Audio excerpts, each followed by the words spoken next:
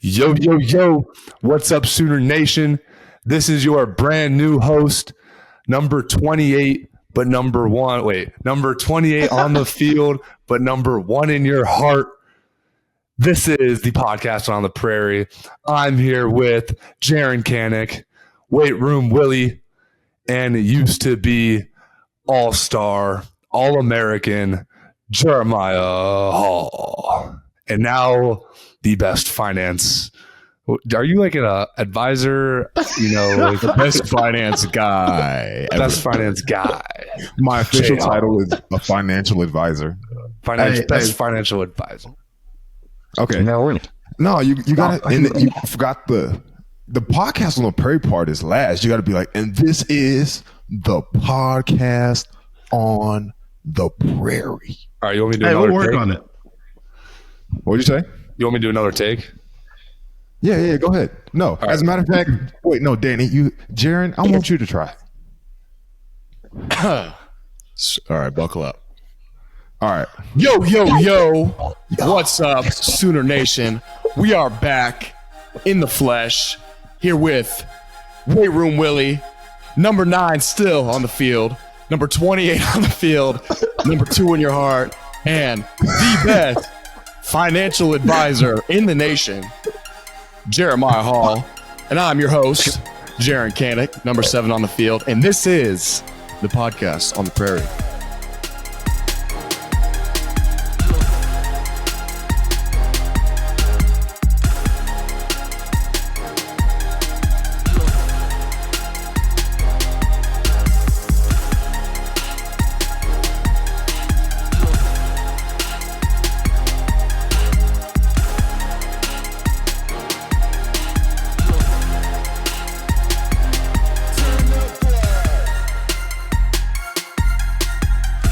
Yeah.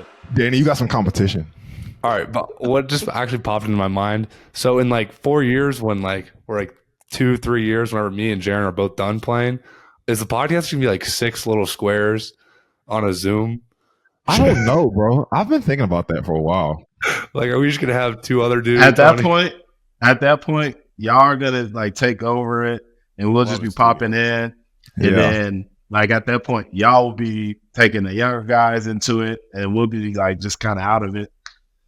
Because no, I'm not gonna be sitting on here with 6 different people. That's gonna be too much. I've been honestly, bro. People asked us last year what we were going to do this year, and I had no clue. So one thing at a time. Okay, we got this year done. So next year, I don't know. Hey, by the way, this is the podcast on the prairie. This is officially episode 2. We've already started. I just wanted to see what you guys would say. Yeah. This is live. We're going to just keep on going. Hey, just keep it rolling. Yeah, bro. I wanted the fans to be able to see what y'all, because I feel like if I say start, you guys get a little bit nervous. So if we just go ahead and start. Sooner fans, take a vote in the comments. Let us know who did it better. In the comments, who did the better job? That's not fair. Obviously his was better. Hey, no take backsies, Danny. Dude, I laid the path, bro, and he stepped on my stone. Hey, like that's literally what happened. Maybe Jaren is just a quicker learner. All right. Yeah, he's been in a couple defensive beatings. He can argue against that. So yeah, Killer K. I think what you think about that, Killer K? Killer K. I like the mechanic. The mechanic. Killer K. K squared. Killer K. Hey, nah, Brayden will tell you, bro, whenever I come up with like clever stuff, I'll wait until something big happens during the game, and then the tweet will already be ready. Like I'll put it in the drafts. How do you think I came up with Weight Room Willie? You think Weight Room Willie? Yeah, that one took off. Yeah. I came up with that, and then as soon as he did something, tweeted it, I was like, oh yeah, that's easy money. It took off. That's literally how it happened. It's crazy. Hey, so starting off the pod, praise report, personal lives. Oh yeah, B Willie's got the gear on. Hey, what's something positive going on? Come on, talk to me. Well, Yesterday we had a little player party for the Niners. That was pretty cool because, like, I was telling my girlfriend, you know, if they told us about this before camp was over, right? So we got the notification. But I told her, well, yeah, you're only going to the player party if you make the team. So if I'm cut, that ain't no player party. Yeah. So thankfully I was able to experience that. But yeah, it was cool. It was at my coach's house. We had 2 Chainz perform, and it was really cool. So wait, you had who perform? Yeah, 2 Chainz in my coach's backyard. It was kind of crazy, but yeah. Like, yeah, he just caught up 2 Chainz and was like, I guess so. I don't know, but he was on a whole little stage, and yeah, he was performing, and everybody was in there rocking and vibing, and yeah, it's pretty cool. Okay. So that's my praise report. Yep. Nice little party. Everybody's like, okay. Okay. Yeah. All right. Cool. Jaren, Danny. This beautiful afternoon here in Norman, Oklahoma. Obviously, Sooners pulled off a nail biter yesterday, so I'm very excited about that. Excited about what we saw on tape. You know how we flew around. So, that's my praise report. Praising on the Sooners, man. Okay. Studs. Actually, do you have anything interesting going on? Oh, thank you for asking, Danny. Thank you. Actually, I do. So, do we all remember Patrick Fields? Yes. Yes. Gone OG. but not forgotten. The OG. Yes, sir. He proposed to his girl yesterday after you guys' game. Oh, wow. Congratulations. Yeah, bro. Yeah. So that's my old roommate. So congratulations to them. Yeah. So he came down to the lake. We were down at Lake Murray. We watched the game there and went back and forth between y'all and some other games. But during that evening at sunset, I picked up Jay Kelly came down after the game. So he came down, hung out. So we got a little golf cart down there on the lake, right? So I get Kirsten, that's his fiance's name. I get Kirsten and Pat in the back of the golf cart, right?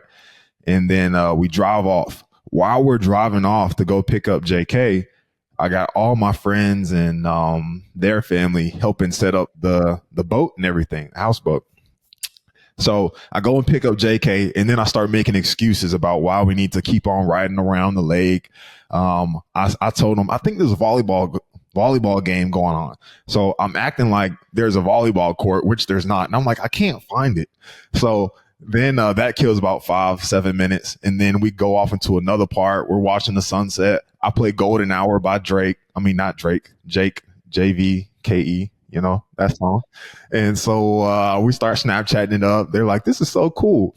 And so I just go around the lake, and long story short, I kill 15-20 minutes. We get back. They're still not done. So at the top of the houseboat, they're up there getting ready. Pat's down there playing stupid at the bottom. And long story short, we get them both upstairs. There's balloons and flowers set out and everything. Pat pops the question. I'm back there recording, and it was a pretty successful day. She said yes. So I love it. Pat. Yeah, man. I'm a romantic. Mm-hmm. That you are, my friend. That you are, bro. I mean, I may not be able to get it right myself. You see, I haven't talked about that girl that I mentioned last year, not one time since then, but I can do it right for other people. like my mom said, she's the one that missed out. Like, come on now. Hey, you really catch. Speaking of, I know I'm going on a tangent right here, right? But during your pro day, bro, your family was talking about me hooking up with, I think, one of your cousins or something, but I couldn't get her name. You remember that? Adrian. Yeah, she's in North Carolina right now. She's in Charlotte, I want to say. Yeah, where I'm from. And so they were talking to me about it. And this is before I was with Edward Jones. And I was like, you know what, y'all? I know she sounds great and everything, but she sounds financially secure. She sounds smart, and it sounds like she don't play no games. And I'm pretty sure she don't want a guy with no job. So this was back then. So now I can probably say, I'm getting myself together a little bit. Okay. Go ahead and take a little shot, cuz if you listening to this, you know what I'm saying? Holler at me. Okay. And Oh, real quick. Real quick. I know I said I was done. I didn't say this on the last podcast, but for those of y'all that were asking, I passed my Series 7. So for all my finance people out there, shout out to that, to tell y'all boys that's one of the hardest exams to take in the financial industry. So I passed that. And yeah. So anyways, enough about me. Moving on straight to the game. So it's 11 o'clock kickoff first. How do y'all feel about 11 o'clock games? Danny, Jaren? Honestly, I prefer at 2:30, like 11 a.m. The wake up's kind of tough. You get out like the meetings at night, and then you're going straight to bed. And it's like if you don't go to bed right away, then you're going to be tired. Like I tried to go to bed at 9 o'clock, but like curfew was 9:30, so like the coach was banging on my door, and then waking you up and stuff. But wake up at 6 o'clock, and like you get the pregame meal is honestly probably the hardest part because like you have to eat, and it's like. Bro, they're serving like steak and like they have breakfast options. Like I got to eat a steak at 6 a.m. I mean, honestly, I don't mind it, but like you guys know what I'm talking about. And then they have like spaghetti and stuff like that. Remember that spaghetti and like mashed potato? Like they would have like some breakfast options. Yeah, that like is right. Stuff that like so for our fans that don't know, like when you go and play, there's certain stuff that every team has universal. Because it's better for you in terms of like carbs, giving you energy and stuff like that. So typically, even at the NFL level, we still have spaghetti with the meat sauce and, the marinara and the mashed potatoes and all that stuff like we used to have in college and the steak and everything. So just for people who don't know that, that's why he's saying steak at 6 a.m. because they will have, spaghetti, steak, mashed potatoes and all that stuff and some breakfast options too. So. But yeah, I understand what you're talking about. Yeah, but honestly, game day goes quick. I do enjoy the new Walk of Champions. It's kind of like they took, Lincoln Riley's and then last year's and put them together. So it's a little bit longer now. I heard about that. Yeah, more interactive with the fans. Cool. It was really cool. Some of the big guys were drenched in sweat, though. That's a little hype for them. Long walk, huh? Long walk. I missed that. Where is it start now? So we start like, kind of like in front of the Switzer Center where we would do it with like Link. And walk all the way down and then take like a left at the road, Jenkins. Like you walk down Lindsay, take a left on Jenkins, and then you go down to gate 12 and then walk in the stadium from there. Yeah. That's what y'all did? Yeah, it's a lot further. Oh, so you just took the longer way. Yeah, it's like boom. Boom. Instead of just getting dropped off right here and then going straight down. So where does the bus go? Does the bus go like the longer way and come back around? We go like the regular way and we just take a left on Lindsay. And then just like drop off where Linkwood drops off, and we just turn back around and then walk through there. Cool. Okay, that makes sense. It's pretty cool because then they have all the people tailgating, like on the left side, stadium on the right. It's pretty dope. Okay, I gotta come to one so I can see it. I got you. Mm-hmm. Yeah. I saw the diagram of it, and I was like, oh, that's pretty cool. Like I said, it is a long walk, but I mean, if you got the right amount of people there. Especially for like bigger games, that's going to be real fun. Yeah. No, absolutely. I'm excited for that first night game we have with the walk. It's going to be dope. But then you know how 11 a.m. go. Like it's like a quicker feeling. Like you're done at like 4 o'clock, and you're like, what? But, that was the one thing one thing I did love about the 11 a.m. kickoffs is that I could be done. Still see my family that flew in from across the country, still be able to have time with them, watch some other games, do whatever. So it doesn't feel like the whole day is lost, Mm-hmm. Yeah. No, absolutely. What you think, Jaren? Pretty much piggybacking off what he said, it's a little quicker in the morning, you know what I mean? Kind of hard to get going, especially if you had trouble sleeping, you're a little nervous, anxious going to bed, but I like it on the back end, being able to hang out with the family, get a little more time with them at the end, go out to dinner, go out, get a bite to eat with them. But kind of tying it into the Walk of Champions, I feel like a little earlier in the morning around like, I think we did it like 8 a.m. the other day, yesterday. I feel like the energy is a little lower in the Walk of Champions. I feel like that night game when it's a little later, people have woken up a little bit and gotten juiced up. It'll be more let's be real. The people are buzzing on the night games. It's 8 a.m. It's tough for them to be tailgating that early. I was going to say, and the numbers are typically less when we have the morning games. At the Walk of Champions, like it's less people out there. Night games, everybody, you know what I'm saying? Like they'd have had all day to get out there. Like you said, tailgate, they buzz that. Like that's when it starts to get fun. It's a different energy for sure. No doubt. But actually, as a matter of fact, Jaren, you actually made your first career start as a Sooner. So how about you talk us through how that was, going out there playing those Red Wolves, first game starting? Man, obviously growing up, that's something you dream of, especially at a place like this. And, the weight that carries, it's an honor to be in the position to do that. And, I'm just so blessed with the opportunity to be able to do something like that. And I was really excited, a little anxious, a little nervous, but at the end of the day, I was just super happy and super grateful for the opportunity that I've been blessed with. You know what I mean? Hey, let's talk about that for a second, though. I do want to ask y'all. So, do all of y'all get nervous before games? Like, I just want to because a lot of people ask me this, and so I think that would be interesting. Because I don't get nervous before games, but I just think that's just me. Like, I never, like, that's just me. So, like, do y'all actually get anxious or nervous? Or, like obviously, Jaren, you just said you, like, a little anxious, a little nervous. I don't know if that was just, like, a one-time deal or if that's, like, every game. Because I remember Creed said he used to throw up before every game. Man, we used to see it. You know what I'm saying? Yeah. George throws up before every game too. And it's not like he just got to get that out the way. And then he's not nervous after that. So I'm interested to see how different people go about it. I'd be nervous. I get super nervous. Like night before, when we put like the hype videos, or like when a coach starts talking, like especially like when we wake up that day and Coach V has to talk, like I can't even like look at him. Like I just got to be like eyes closed and just like literally just thinking about it. Like I can't. Like I'd be like so anxious, ready to go. And but that's like every single game. I just can't help it. Okay. Hey, wait. Speaking of the night before, we'll move into the game here in a second. So, Danny, you saw what it was like to have Link. All right. What is Venables like the night before a game and moving into a game compared to how Lincoln was? Because Link was always very, chill. Like he's going to talk to the whole team as if it was a normal conversation between him and another player. He lets other people talk. He doesn't really say very much. He has like 3 or 4 points, and then that's it. Yeah. So is Venables? How is he? What is he like? He's the polar opposite of that. Yeah. Like on like Fridays, like we do game prep, and like it's for the offense, it's like a chill walk through. Like y'all just doing your thing, and for the defense, like we're in cleats going full speed. Like it's got to look like a game. Like sweating, drenched in sweat. Coach V, it's hilarious. Where are y'all doing walkthroughs at? You look over at one side, it's like game field in the stadium, and like the offense is like sunshine and rainbows. Oh, okay. You look over at the defense, and we're going at it. Like it's got to be perfect right before the game. Yeah, it's Coach V's last chance to get those like.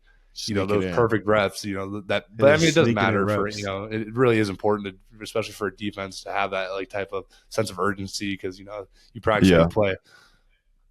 Yeah. No, that's actually hilarious because that happened last year where like Stutz is talking about like defense will be on their side. They come out. So Friday before when we have our walkthrough, before we go to the hotel, get changed and everything, defense is over there like cleats on, like sprinting around, et cetera, et cetera. And then we over there on the offensive side, we're just like, okay, what I'm saying, make sure we're good on like who we're going to, our technique, fitting up, what I'm saying? We're just, okay, make sure we're all perfect on everything. They're all, even when we go to like the little call out period, the special teams call out where we bring people up and then he's like, all right, Stutz down, Jaren in or whatever.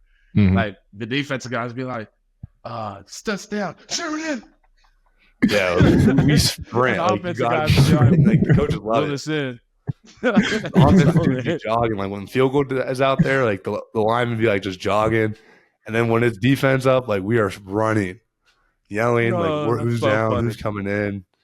Just different sense of urgency. That's always how it is, though. I don't know why that is universal. Because even when we do walkthroughs up here, bro, defense is always on another level. The coach is like, hey, man, walkthrough and a walkthrough. We like, walkthrough is a walkthrough. Hey, wait, let's talk about that real quick.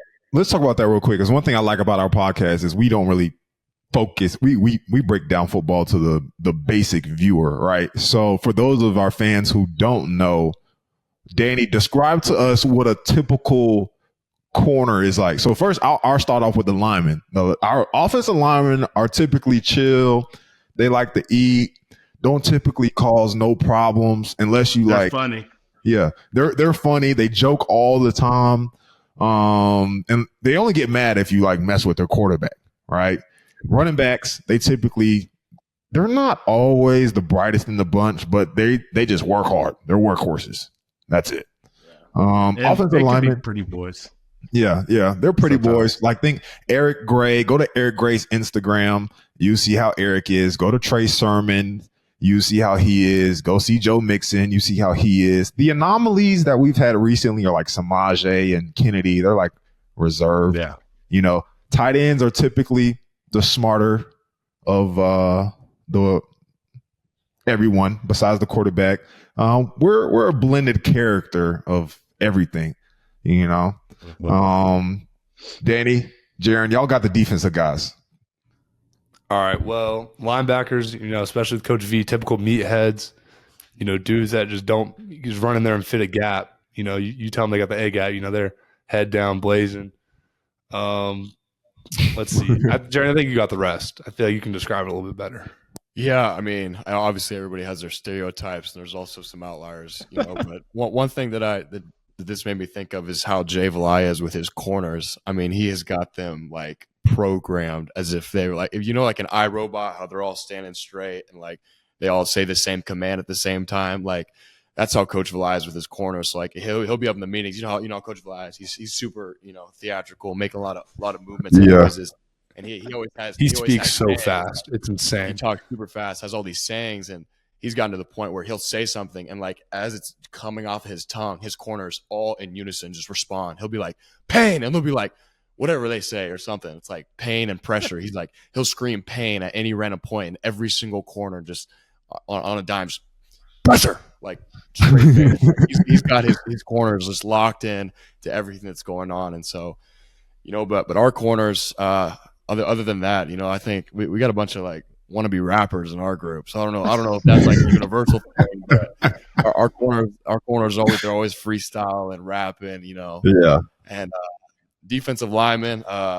So I don't know if you want to blend the DTs and the DNs together, but our at Oklahoma, our specific D linemen, they are just embodiment of Coach Chavis, and so he's kind of put his personality into his edge man, and he's this big theatrical funny guy, and he actually is rubbing off on Coach V as well. You hear Coach V slip like a bit into his conversations. He'll be like, you gotta get in that bit. That means like you'd never expect Coach V to be throwing biz around, but Coach Chavis is running out of that, and Coach Chavis and the D linemen, they all got their drip. They be getting them shirts and hats and all that stuff, and so.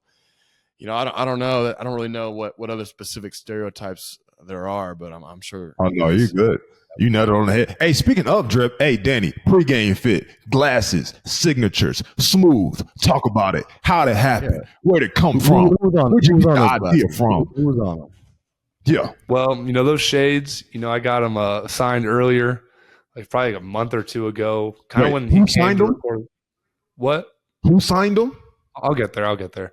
Okay. So, matter of fact, I got him signed when the Brian Bosworth came, and he shot like the video for the pregame.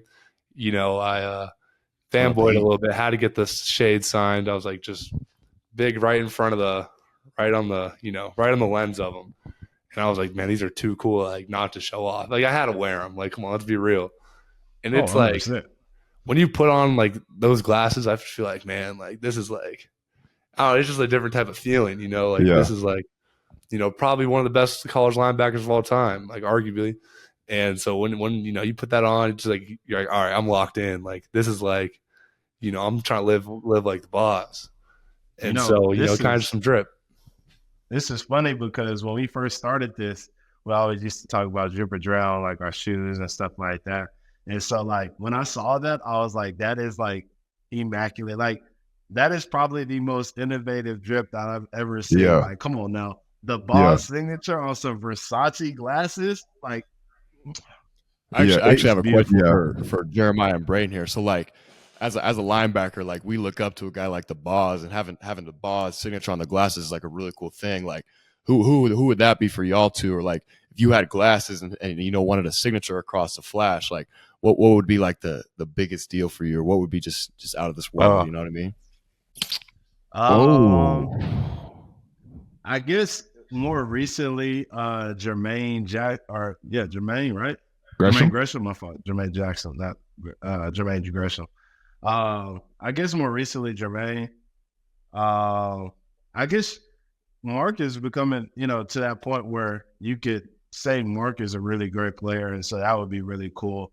Back in the day, we had a really good tight end. I know Sooner fans are going to kill me over this. I'm going to have to search Keith Jackson. Keith Jackson. Hey, yeah, I was just about to say. I was blending Jermaine that. And Yep. Keith's names together. That's who I'm saying. Now, that's probably who I would go for. I think that would be really cool. But I'm sitting here Googling the year that Keith Jackson played. I was going to say Keith too. One, because Keith Jackson played in 88. Great tight end. But he's also my fraternity brother. So great player. Yeah. I know him personally, and that would be my dude. So him, honestly, He actually just spoke to the team recently, so that was pretty cool. Yeah. did he? Really? Oh, that's cool. Mm-hmm. when was this? I wish he would have came when we were there. Probably a week or two ago. Like during practice or just? Like the fall camps, you have like the speakers. Yeah. He kind of came in like end of the fall camp. Oh, that's cool. That's cool. What did he talk about? You remember? I know I took a ton of notes on it, but it was cool because he's talking about how we look up to players like the Boz. He was saying how he used to look up to Billy Sims, and whenever he scored a touchdown, he did one of his celebrations. But and then Josh Norman spoke a little bit about it too because he looked up to Keith too. So it's pretty dope to have all these future past Sooners around, and then looking up to those guys and who they looked up to and just kind of the culture at OU. Yeah. No doubt. Okay. Everybody has the idol. Did you notice that? Although speaking of drip, Brayden, did you see that the OU football page, like on that post pregame, like tagged the suit company that you guys were wearing? Yeah, Q Clothier. Q Clothing, isn't it? Clothier, something like that. You close Yeah. or something. So are they doing something like that. a team collective NIL deal with the whole team just with the suits, or like how does that work? No, just every single year they kind of just get us custom tailored suits for everyone. We get to pick out what color schemes we want, and it's personally designed for each individual player, and it's covered by OU. Okay. All right. I saw that and I was like, okay, maybe I missed that before. But moving on into the game, we mentioned Jaren gets your first start. Within the first 3 minutes of the game, we're up by 2 or 3 touchdowns. Game's moving fast. Danny, first thing I noticed, your face mask. Is there any way we can change that? Or You don't like it? honestly, Put the visor back on, bro. I'm not No, a fan, absolutely not. bro. See, No this is the thing visor? offenses understand, bro. Like when a defensive player has a visor, it's so challenging because the second you make a tackle, your visor is covered in sweat. So then, Yeah. You're like I understand where you're coming from, but you're acting like we're not tight ends and we're making contact with people every play. yeah, but that's why I don't wear a visor because Exactly. the sweat and the scratches, and I have to catch the ball out there. So I understand what you're saying, but you don't have to get the ball. You just have to see our body. yeah, but I gotta get a signal from a dude all the way across the field, and then fair. and especially during the night games with the lights are on, you get the glare, glare. and then when it's sweat, bro, it's you can't see anything. And then on the hot days, that's man, fair. That's fair. I'm not during the hot games, you could hardly see, so you can hardly breathe. It's so hot, it gets No air. and then bro, you're struggling for air. I'll take a cut to the face a few times before I have to put a visor. Yeah, that's on. fair. Not gonna lie. That's fair. I understand it now. That's all you had to say. Get the signals from the sideline. Sometimes I understand. Hey, no, I'm still giving them a hard time. So there's no other face mask that you can wear with that helmet. It has to be that one. Bro, I literally just switched into that. And that one looks so cool. It has the X and the thing right there. I don't know. It's pretty Jaren. badass. If you ask me. Jaren, I'm about to give you a hard time because why would you let your brother go out there looking like that?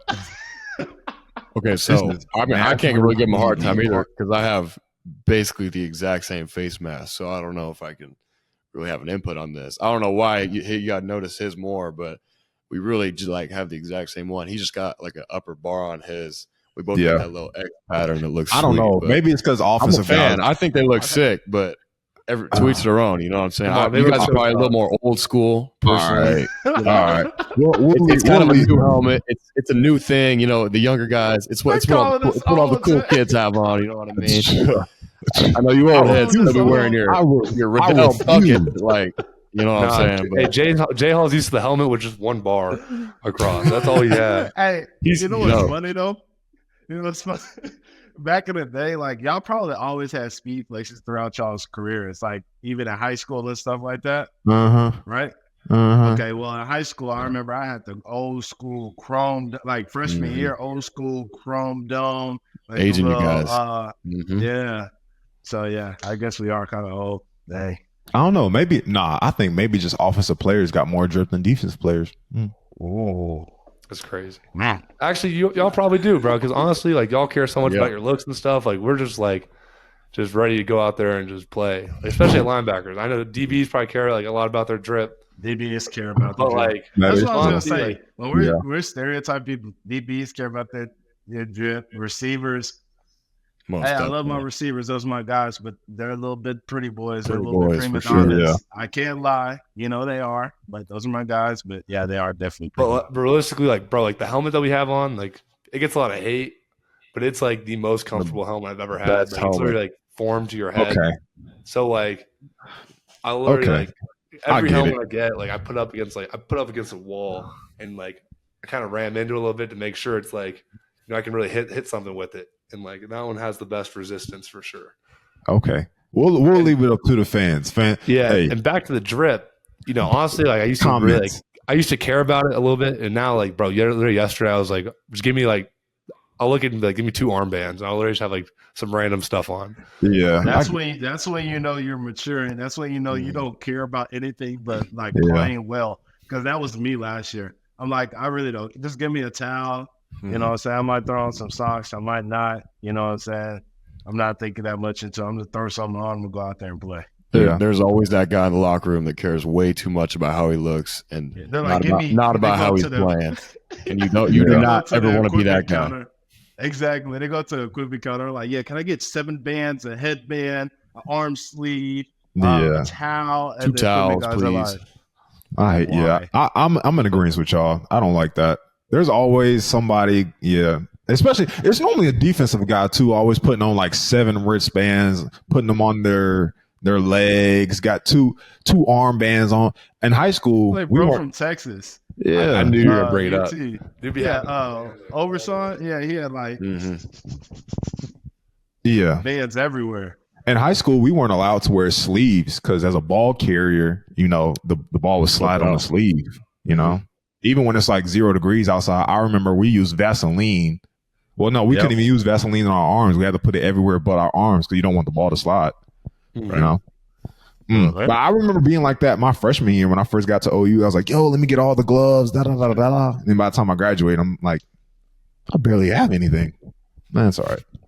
Home Field Apparel is a premium collegiate apparel brand based in Indianapolis. They emphasize their commitment to creating incredibly comfortable, officially licensed apparel with vintage college designs. They feature a growing collection of over 150 colleges to choose from, including, of course, Oklahoma. Ladies and gentlemen, Home Field designs are super unique because they dove into the architects and history of each school, using unique logos, mascots, iconic moments to create thoughtfully designed apparel. They are all about authenticity and nostalgia. It's not the typical Oklahoma gear you usually see. You can find them at homefieldapparel.com where you can see their selection of colleges available. And guess what? Our listeners get 15% off their first order with a discount code Prairie23. That's Prairie23. It's a perfect apparel to get you ready for the upcoming season, so check them out. Hey, but next thing, no more shots on that, Danny. Hey, first drive, I think the announcer said it. We had 7 points in 79 seconds. OG, B. Willie, what'd you think about the offense on the first drive? Man, offense looked great. You got a shot down, deep ball. DG looked great. He looked surgical, man. I saw a lot of people criticizing the deep ball. Bro, he had 2 defensive pass interferences and like throughout the game I'm talking about, not the first drive. Yeah. Like, I thought he threw the ball well. I thought he was surgical. I thought he was decisive. The O-line looked great. Receivers look really good. I'm not going to lie. Like, I think that was the biggest takeaway. Obviously, the running backs did well. I think Tawee ran really well. I know the running backs that we have, so I wasn't that surprised by Tawee running the way he was and Marcus and everything like that. But, man, the receivers, all across the board look great. That's actually one thing I have highlighted right here in my notes. I'm sitting here looking at them. Receivers' effort is what I put down. Stood out the entire game, much like how you said. I expected Tyree to run hard. I expected, DG to make the throws. It's like his 4th year in the system. But you saw the receivers blocking downfield every run play, every pass play, block, whether the ball came to him or not. And we both know that's the difference between a good offense and an elite offense. Yes, we know our Oklahoma running backs can get 4, 5, 6 yards on a carry a pop as long as the offensive line does their job. But where the breakaway plays happen, they come from the receiver's effort, the backside effort, especially to get the play going, the front side effort from the receivers. That stood out. Andrell, am I saying his first name right? Anthony? Yeah. Andrell Anthony, A squared. That boy can fly, huh? No, he can run. Hey, all I gotta say, bro, I was hyping up the receivers, man. Like before that, they were kind of getting slept on. I said, like, look, our receivers are like that. Like we got dudes all across the board. Yeah, I agree, man. We got depth, man. Like you see, like for example, our slot, bro. Our slot, crazy depth. You got Drake starting. You got G Freaky behind him, and then behind him you got Petaway, right? Mm-hmm. Jaquez, I want to say that's his name, right? I'm saying that right? Yeah. All of them guys are great, man. And then like on the outside, you got, like you said, Andrell. You got Jake Gibb played great. LB did his thing, you know what I'm saying? You got Jalil. You just got so much receiver depth. And I think, like you said, they play with great effort. They make plays, I think. Oh, I didn't even know. Nick played great too. Nick Anderson, Jaden Gibson, Nick played he great. had 2 crazy catches. That's what I'm saying. Jay Gibb played great. I think the receivers so much that they just play well. So I'm happy with how the offense looked. They looked efficient. They made the plays that were given to them. Like y'all say, like BV says, they made the layups. So I have no complaints. One thing, staying on the offense real quick before we transition. One thing I did like about the play calling, as we know, Brady, it was very basic play calling, but the execution of the play calling was phenomenal in terms of, okay, we're running inside zone. Okay, now we're running inside zone and we're giving a quick pass to Drake. Okay, still positive receiver effort. Okay, now we're going to fake the inside zone and roll. Okay, we're going to line up, run inside zone in another formation. No matter how you got to the quote unquote basic plays that they were running, the execution was still good. I don't think we saw very many penalties on the offense, unless I missed any. I'm slacking. I should have had that pulled up, but there was one hold on one hold they called back a touchdown. There was one on it was TG, wasn't it? It was Caden Green. Oh, it was Caden? Mm-hmm. It was late in the game though. Yeah. I think Marcus Major ran one in on the right side, and then they had the holding, called it back. I think we kicked a field goal that drive. We actually we scored on the first 11 drives. Yeah. Forgive me, I was probably watching the Colorado versus TCU game at that point. Then. Yeah, but we got to bring it back. Hey, special teams. We have not had a punt return touchdown since like 2016. That was so refreshing, bro. Yeah, what? That felt good to see. That was great. Hey, when Gavin gets that ball in his hand, bro, he honestly on another punt when he kind of muffed it, I thought he was about to take it back again. I would not have been surprised. Yeah, I thought he was too, bro. Bad G Freaky with the ball in his hand. All right, but something that happened on that play. So Peyton Bowen on that first punt took one of the kids, took him into our sideline, like near the defensive benches, and like all the way in blocking this dude. And like the dude's in the sideline, just like kind of standing there. He's like, Peyton is still holding this dude, and we're all like trapped. You're talking some smack. Like the dude's on the sideline. Yeah. Stuff is getting said, but the play is still going on. Like the play is still going on. Peyton, we're holding this dude. The guy realized Gavin's running towards him on our sideline. He comes back onto the field. Peyton is still blocking him. Peyton lets off. Gavin then just jukes the mess out this kid, and he falls, and then scores. So to be that player, bro, like from the start of the rep, you got pushed onto the sideline. The whole team is abusing you, like calling you some crazy stuff. You get back on the field, get your ankles taken. Like there's no recovering from that. That's a tough down. Hey, that's tough. Did you guys see the short clip? I think it was ESPN or Fox or something, but they showed the head coach just like crying on his knees, man. And I was talking about that earlier. Like, you know, for me, because like last year they played Ohio State, and you know, they've actually played them pretty hard. Like if you watch that game, it was close, like till late in the third quarter. Like they went back and forth. Like they actually executed pretty well.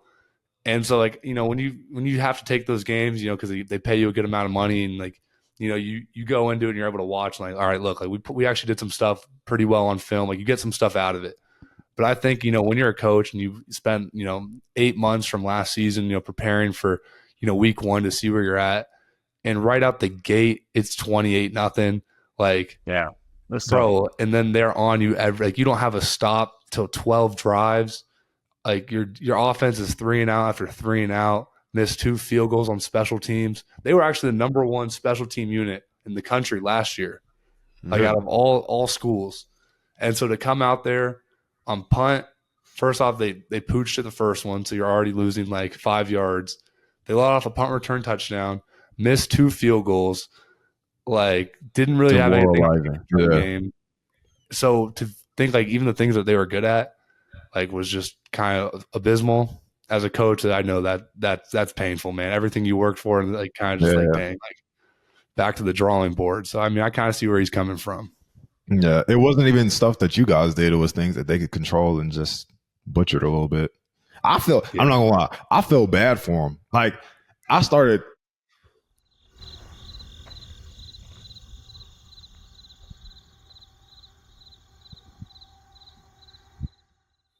I didn't. I don't care how bad I beat everybody. I beat the mess out of everybody, man. I get such a joy in watching it, especially for how like last year ended for me. Beat the mess out of everybody. I don't care what y'all do. Everybody like at the party last night, everybody's like, man, 73-0. Like y'all couldn't call the dogs off? No. That's one thing I've been hearing a lot too, is like people were like honest about like running the score up against FCS schools, FBS schools. It's like we rolled in 87 guys. We had freshmen. We had freshmen in here playing and dominating still. You know, you got Arnold, which obviously he's a great talent. But you got our backup quarterback in here just left and right on dimes, 8 for 8, scoring at will. Yards, you know what I mean? Like we're rolling our guys in and still just you got freshman running backs gaining 10 yards a carry. Like I mean, how much can you call the dogs off you more? Yeah, like what else is there to call off, at halftime? You know? Yeah, like. Yeah, a lot of our calls, you know, we're kind of like everything we disguise everything because, you know, especially like going against our offense, like the receivers have so much flexibility within their routes. Like everything's an option route against our offense. So, you know, as defense, obviously we have to adapt. And Coach Venable's defense is kind of like it's all about the disguise. So we're either showing man or showing like a quarters is what because that's what like we run a lot of. So especially with all these unique blitzes, you really can't, you know, you don't want to tip anything off. So honestly, the safeties aren't moving, corners aren't moving until the snap of the ball, and then we get into our actual look. And I think, you know, as a quarterback, you know, even the receivers, you know, initially you get inside leverage. You know, last second the guy steps outside. You know, it kind of changes their whole game plan up because you know, you guys know the second a guy's lined up on you, you start to formulate your entire plan. How I'm gonna attack this dude, how I'm gonna attack his leverage so I can get open. So when you move last second and then the safety, when you thought you had no help, there was no help inside, and the safety comes right down. You know, it just kind of changes how the offense is going to play the things. You know, the quarterback messes up his reads, and that's just something. So if the quarterback can hold the ball for even a second longer because we disguised our look, then the blitz is going to hit home, and that's just kind of how it works off of. Like to go more in depth on that, you know, what Danny's talking about, because like the average fan, what does that mean to the average fan? So to the average fan, I'm telling you that what Danny is saying is when you see a certain look. So yes, as an offensive player, you have to know your play. You have to know your route and like the depth and, you know, all this other stuff, the concept, everything, right? But then not only do you have to know that, when you get out on the field, if you're a really savvy player, you start to recognize looks, coverages, okay? They're playing man. Okay, they're in quarters. That's only through film study that you get to know what the defense is doing. That allows you to anticipate what they're going to do, find holes, find windows, etc. Right? But when the defense is disguising stuff, sometimes that can throw you off because the look that you saw or that you thought you saw changes as soon as the ball snaps. So you thought, okay, maybe you thought it was cover 3. You're like, okay, I'm gonna sit in this zone right here. I'm gonna run these seams and try to put the safety in the bind. And then next thing you know, the guy's running with you. It's actually man. You can't run the same route that you're gonna run versus 3 against man.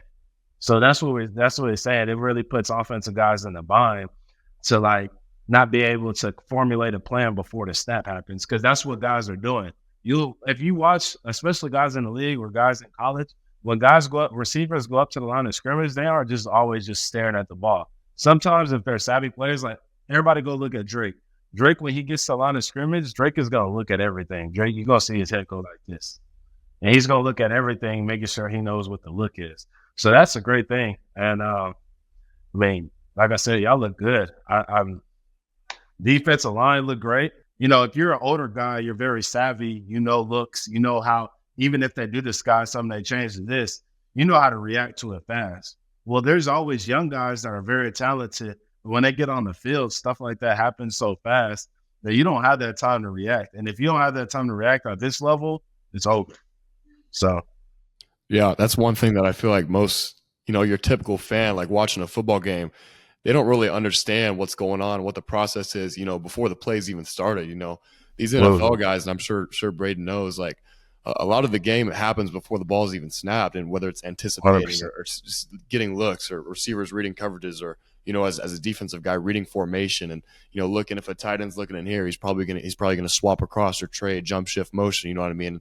Like a lot of people don't realize how mental this stuff is, and what goes into an actual football play, before the snap even happens. So that's something that I want to bring up. That's what I love that BV does for y'all, is that what a lot of guys have to adjust to in the NFL is something that y'all won't have to, because y'all already looking at that detailed stuff. So like at the NFL level, yeah, they're running an NFL defense. So like at the NFL level, like you said, Jaren, like almost 95% of like stuff that happens on the field is happening before the snap. So like I can see, I go up to the line of scrimmage, I'm reading their front, over, under, jam, whatever. I'm looking at the linebackers. I'm looking at safety. I can tell when a blitz is coming. I'm looking at everything. I'm looking at the coverage, everything. Like I could tell if a guy's going to crash that C gap just based off his stance. Now, obviously, y'all can too, like you just said. If there's a tight end and he lines up and he keeps on, he's about to cross sift. Mm-hmm. It's the same thing for a linebacker, or like if a safety's blitzing. If I see that safety, he's down and he's pressed, I'm like, yeah, they normally don't do that. And then they have another safety kind of coming over to, you know what I'm saying? He has his eye, like he keeps on peeking his eye. Oh, yeah, I'm about to set out to him because I know he's coming. That's a lot of stuff that people don't know. But, yeah. The chess match aspect of it. And to go back to the USC thing, I know we kind of started on there, but in terms of defense, like the biggest difference, like it's just how Coach Venables like really processes things. Like, bro, it's like third and 12 or something, and like they just call it timeout, whatever. So it's like media, and like Coach V doesn't say a word. He's just thinking. Like he's like, it just gets so quiet. He hits with one of these, and like the young guys are like, bro, what is he doing? I'm like, just let him cook. Like literally, just trust what he's about to do. Let him cook. Like he's literally like in his mind, bro. He's processing like it's like kind of the end game like clip where like Doctor Strange is just like going through every single possible like outcome of the situation. Like that's what Coach V does. And like he's like, all right, here's what they're gonna do. They're gonna run the halfback slip. So then he literally goes like, all right, watch for the halfback screen. And he's like, all right. And then he goes, all right, we're gonna go. He says a stunt that's perfect for the nose guard to read out the screen. And then he tells the guys back up and then come down and play the screen. And then you watch the clip. It's literally the halfback screen. Our nose guard runs the stunt perfectly to take him right to the running back. And it's like that. And it's like, bro, like the fact that he's just able to like think about, know the situation, know everything, and know the perfect call to place in the perfect situation to play the play.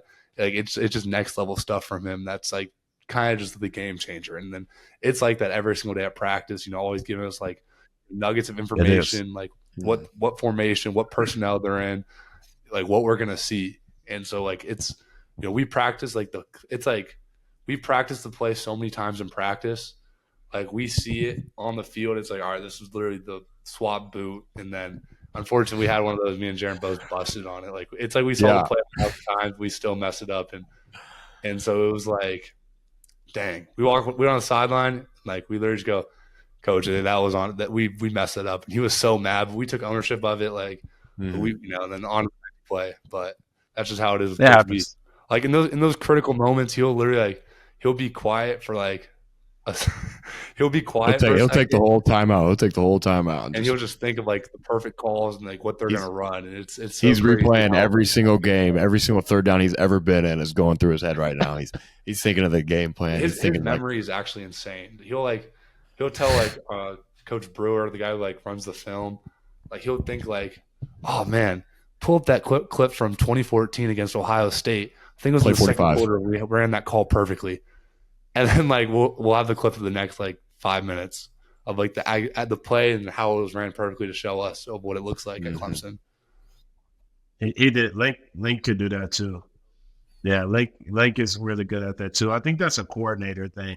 If you're really good at your craft, I think that you could do that because he did the same thing. But I know what you mean because like BB, when we used to be at practice, bro. Sometimes we'd be like, are they reading our scripts? Because BV always played it perfectly. You know what I'm saying? So, but just moving on to the defense and how I thought y'all looked in as a whole. I thought the D line y'all looked good. I mean, I think Arkansas State. I think they had 2 yards of carry or something like that. Honestly, very minimal or less than that. First half, I love when teams run the ball, especially when teams do gap scheme because that's when I can really make plays. Because then there's those hidden pockets I can just slip through and make plays. But I saw exactly one that you a perfect example of that. I wish we could pull it up, but I saw literally the run outside zone. You just, or a gap scheme. You fly down the gap and make the play. I can see it in my head right now. Yeah, but that team ran probably 5 run plays the entire first half. Yeah, and, you look at the stats, no one had any tackles because it was all passing. So it was either an incompletion or maybe a corner got a play here and there. But it was we only played 50 snaps on defense, which is kind of insane. Really? For a whole game. The whole entire defense only played 50 snaps, which is insane. Yeah, Jay. I think me and Danny played as many. Something. Yeah, I think we almost had as many first downs as they had plays. Yeah, we get more reps in a pre-practice walkthrough on a mental Monday. I was gonna say that's a nice, easy, breezy little. I mean, like Danny said, we practice walkthrough. I mean, our Friday walkthrough, we probably did more reps than that. So it's sure. No doubt. All right, ladies and gentlemen, around the world in college football, first game we're looking at. Utah versus Florida. Honestly, I thought Utah might lose this one, but they look clear. And what'd you say? Y'all saw the dude, Florida player posted little ass stadium. Yeah. Oh yeah. And then for our fans, we aren't cussing. He literally said little A-H. So yeah. But yeah. I don't know what you're talking about, Jay Hall. I knew Utah was going to win that. It was a close game last year, and Utah was returning a lot of its players. So I didn't even think about that. Hey, next game we got up the Shorthorns, as Brayden says. Yeah, the Shorthorns. They looked less than impressive against the Rice Owls. The defense looked okay. I mean, when you're playing a smaller school like that, I would expect you to have a D line that, plays really well or whatever.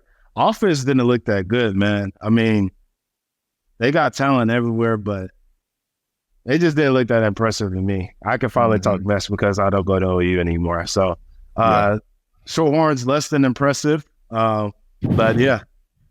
Yep. Danny and Jaren, we're y'all gotta stay quiet for that one. North Carolina and South Carolina. I had all the faith in Beamer. I'm not gonna lie. I did too. Tough day, bro. And obviously Jaren and Daddy, I don't know if y'all Okay, yeah, y'all can tap in on this, but exactly, that's what I was gonna say, bro. Their O line looked horrendous during that game. Like, I don't know if North Carolina's D line is just really that, but like they looked bad. Spencer got sacked 9 times, -2 rushing yards. Like like Spencer actually had a decent game for the I was protection. about to say, Spencer went 30 for 39, 353 yards, and a few of those, I think a couple of those were drops too. Yeah. So really, you're looking at 33, 34 for 39. And May, UNC's quarterback, he had 2 interceptions. So I'm like, man, they got turnovers. Spencer took care of the ball, did nothing wrong. So I hope they get back on well, not back, but I hope they get on a positive trajectory. Yeah. Like it's just their O line. Like their defense didn't look terrible, but like when your offense is going, I mean, defense, y'all can attest to this, right? When your offense is in a slump and they're going like 3 and out, and the defense has to get on the field and get on the field and get on the field, like that puts more pressure on y'all because y'all are playing a lot of snaps. Like it's like almost like a like pressure, like bust pipes type of thing. Like eventually, like something's gonna break. Cumulative effect, yeah. Yeah, exactly. So hopefully they can, trend that in the right direction.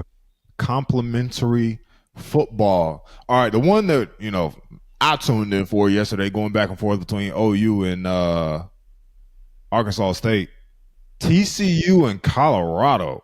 What a great game! Boy, what a game! Yeah, I mean, obviously y'all probably saw the highlights, Jaren and Danny, but I mean, y'all didn't see the full thing, bro.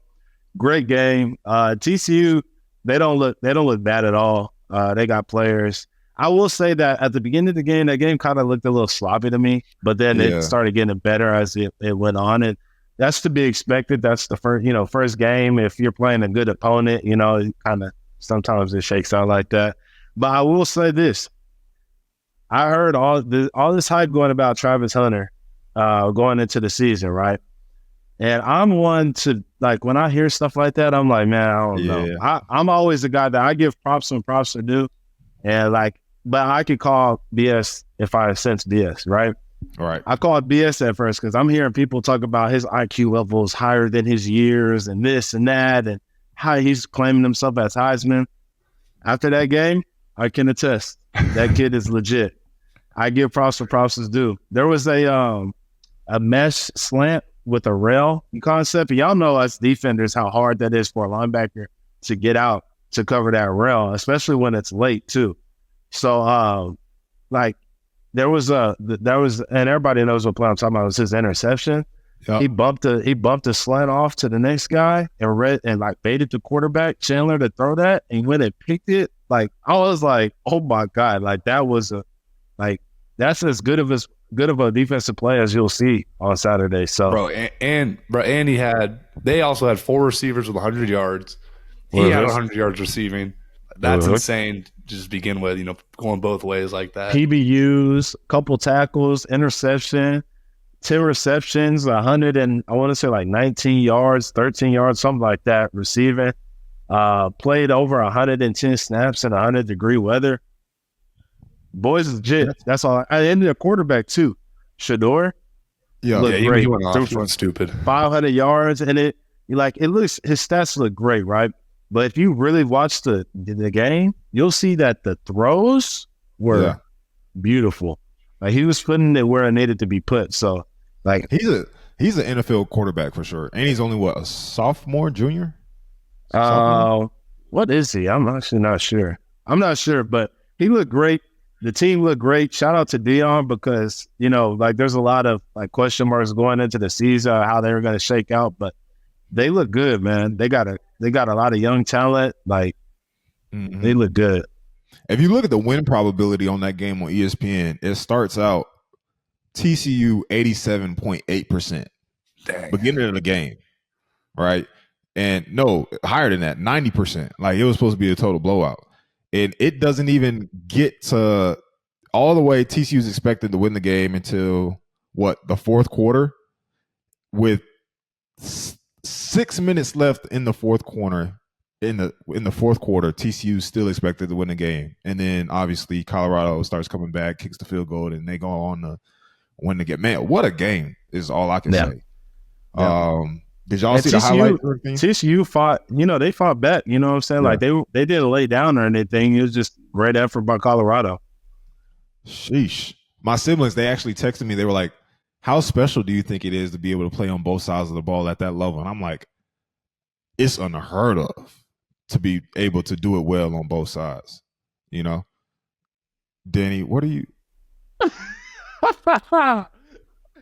He has the General Booty underwear on. Had to make sure y'all see it real quick.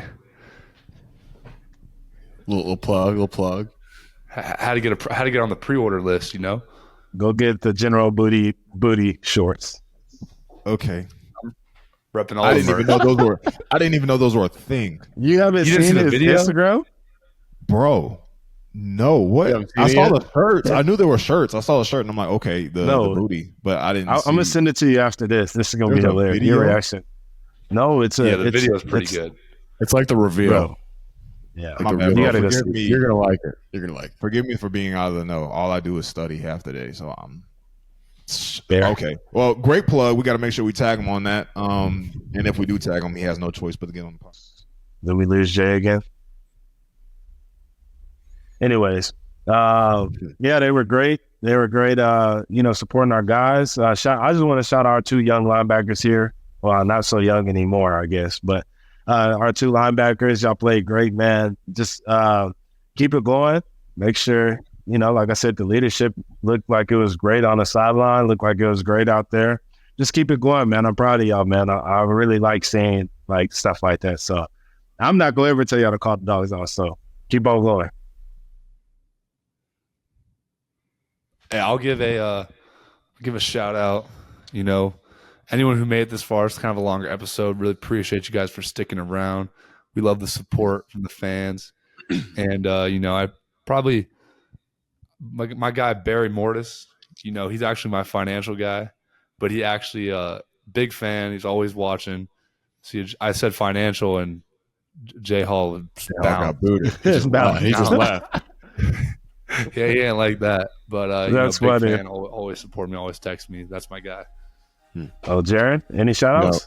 Kind of piggybacking off what Danny just said, just want to shout out to Sooner Nation, especially those of you who made it all the way through this podcast and all the way through the heat and the game on Saturday. Appreciate you guys. We can't do what we do without you guys, and we just appreciate your support. And, shout out to Sooner Nation and the very loyal listeners of this podcast and loyal fans of the football team. Appreciate you guys. Well, Sooner Nation, Jay Hall is having technical difficulties, so I'll wrap it up. Thank y'all for tuning in. We will see y'all next week for a preview of SMU. And until then, deuces.